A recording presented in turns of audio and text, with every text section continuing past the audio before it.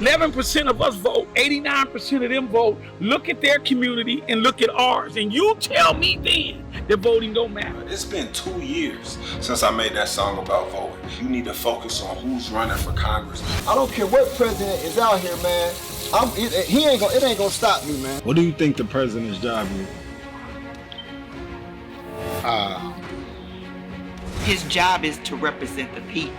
I don't know the exact definition of president. The president's job, I guess, is basically to make sure that the country is running smoothly. They told you they fixed it. They give us the freedom and throw us in prison. We die in the street and we marching, but we never show up or voted against it. I can't even blame you. I try to go study, but I really don't even get it. But too many people done fought for my freedom for me to not go make a difference. What do you want?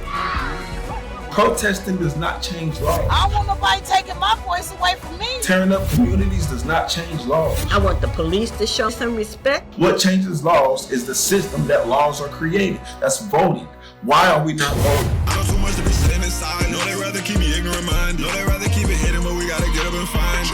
Get it simplified. There's no way somebody's gonna watch this whole documentary and then say my vote don't matter ever again. All right, y'all, we're back. Now, what you just saw was a small snippet of the documentary produced and directed by YelloPain. It's called Simplified, right? Yes, Simplified. Yeah. And he's an activist and an artist, but he's very passionate about his activism. And I'm also here with Prophet, who was a co-founder of the Black Music Action Coalition. That's right. And I want you to talk a little bit about your relationship with YelloPain and the story and how this all came about.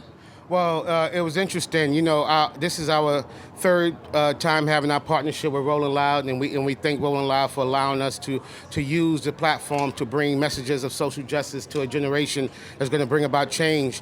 And on that journey, we came across this young brother who went viral in 2020 with a record about voting. Mm-hmm. And so a woman named Catherine Bruton and Corey Jacobs brought him to our attention, and then they sent me a clip of his documentary. And it was the first time I seen someone break down the voting process, which people try and make so complex. Yeah. But he broke it down in a very simplified way, if you will. And so I wanted to make sure that BMAC do everything we can to wrap our arms around this brother and spread this message. So, Yellow, you tell us, what was your motivation? Of even writing and directing this? Absolutely. So in 2020, I made the song My Vote Don't Count, and then I did a remix, My Vote Will Count, with 7th Streeter. It went extremely viral. But besides the success of the song, what made me passionate about the record was that I found out that voting is something that is so connected to our community, from the gas prices to the taxes, everything, to what the kids eat at school. Literally, it ties so down all the way to the bottom. And where I'm from, people think it's all the president, and people blame the president, but it's really the people in our community, the local government, the state level government. So me finding that out as a black man in America, as a rapper with such a huge platform, I had to make a song and I had to make a documentary to let people know how important it is, because if I don't do it, nobody else will. Absolutely. Well, this year marks the 50th anniversary of hip hop. That's right. I want to talk a little bit about how hip hop has been a vessel for a voice of change in the black communities and communities beyond, obviously, but especially within artists and activism like yourselves. Let's talk about that.